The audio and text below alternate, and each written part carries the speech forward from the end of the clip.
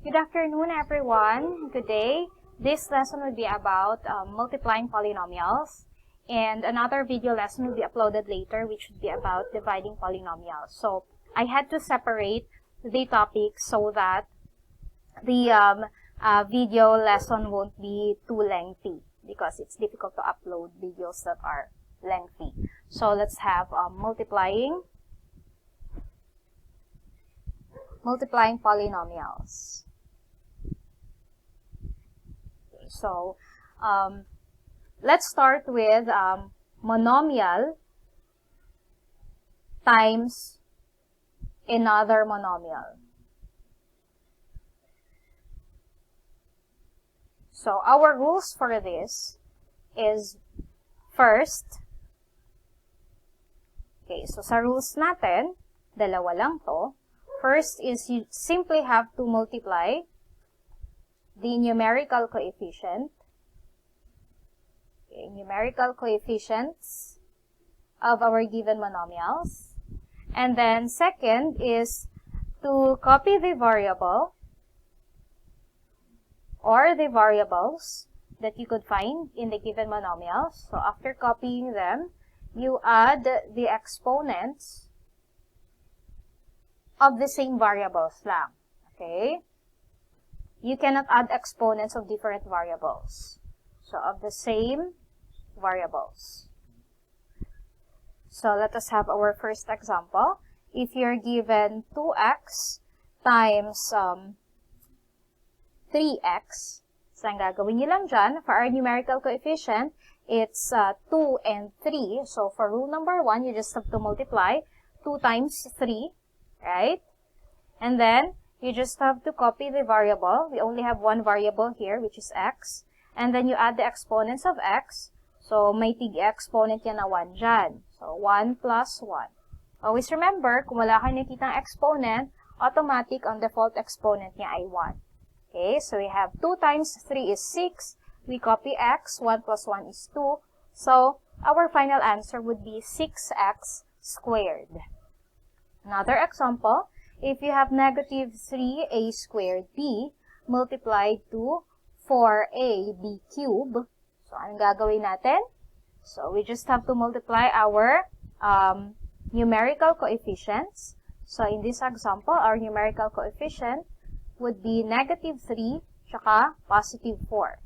So we just have to write negative 3 times positive 4. We copy our first variable that you could see there, it's a, and then you add the exponents of a. Yung unang a ay may 2, yung pangalawang a, dun sa pangalawang monomial, may exponent niya na 1. So, 2 plus 1, and then you copy the variable b, and add the exponents of b. So, sa unang monomial, ang exponent ni b dyan ay 1. Sa pangalawang monomial, ang exponent ni b ay 3. And then, you just have to simplify. Negative 3 times 4 is negative 12. Remember, if you're going to multiply integers that have different signs, the result would be negative. You copy the variable a, its exponent would be 3, and then the variable b, its exponent would be 4. So our final answer would be negative 12a cubed b raised to 4. Okay? So now let's move on to multiplying a monomial with a binomial or a trinomial. So if we multiply a monomial with a binomial, so monomial times a binomial or a trinomial, meron tayong idadagdag na isa pang step. Okay? Kasi sa kanina, dalawang steps lang yun. For monomial times a monomial, we only have 2 steps. Now, for monomial times a binomial, etong first step natin ay hindi multiply the numerical coefficient. Our first step, okay, ilalagay ko si step 1.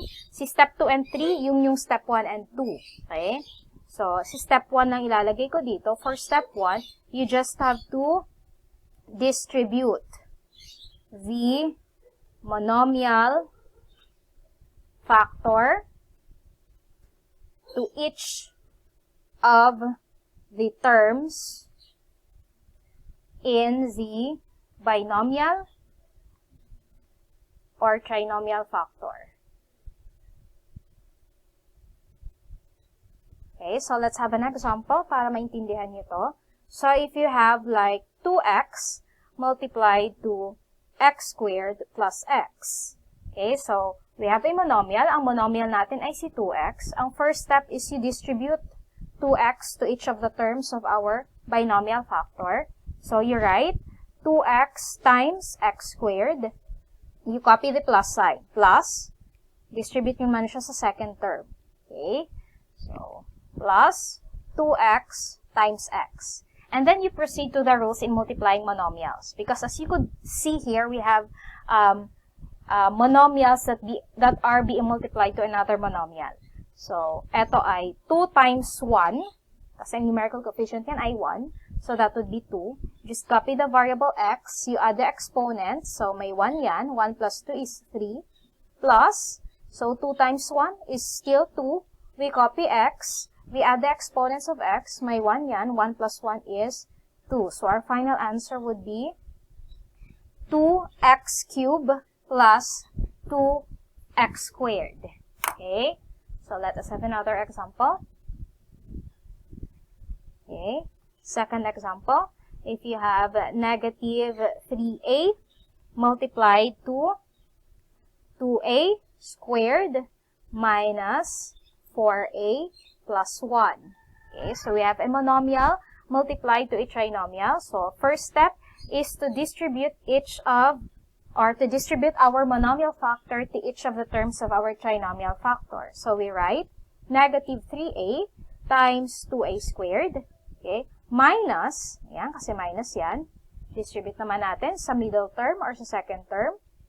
So that will be negative 3a times 4a. We copy the plus sign. Ayan, plus sign. Plus, distribute naman natin ngayon sa last term or sa third term. So we write negative 3a times 1. Okay, and then we apply the rules in multiplying monomials. So, we have negative 3 times 2. That's negative 6. We copy a. Add the exponents of a. We have 1 here. So, 1 plus 2 is 3. And then we have minus negative 3 times 4. That would be negative 12. Kaya nilalagay ko sa parenthesis. Kasi ang basa nito ay minus negative. So, mamaya, when we simplify, this would be plus. Magiging plus na yan. We copy a and then add the exponents of a. So, 1 plus 1 is 2. And then we have plus, negative 3a times 1 is just negative 3a. So we simplify, negative 6a cubed minus negative, this would be plus 12a squared, plus negative, this would be minus 3a.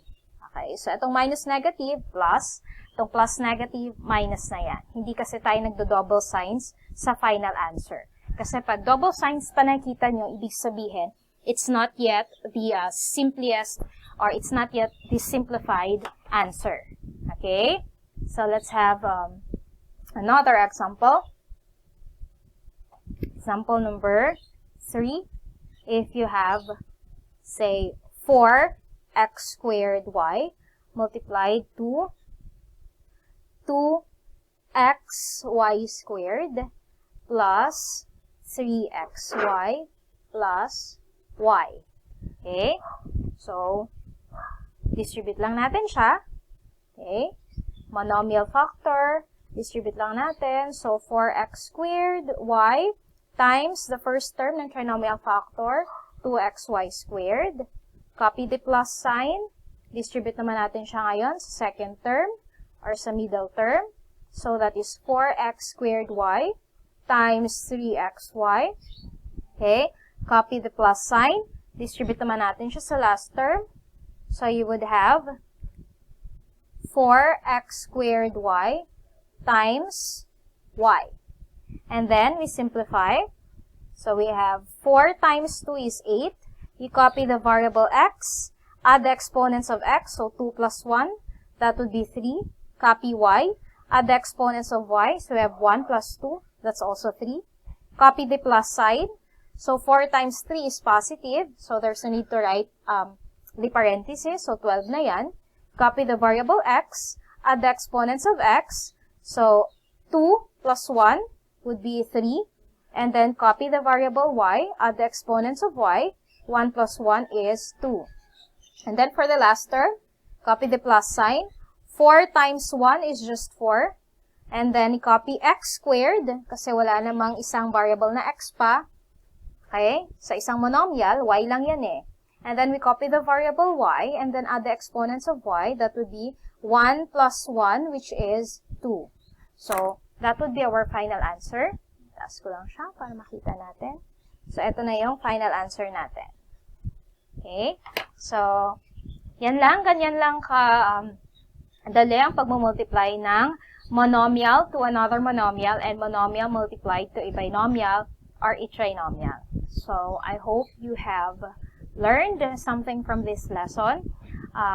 Please click the other video lesson which should be about dividing polynomials.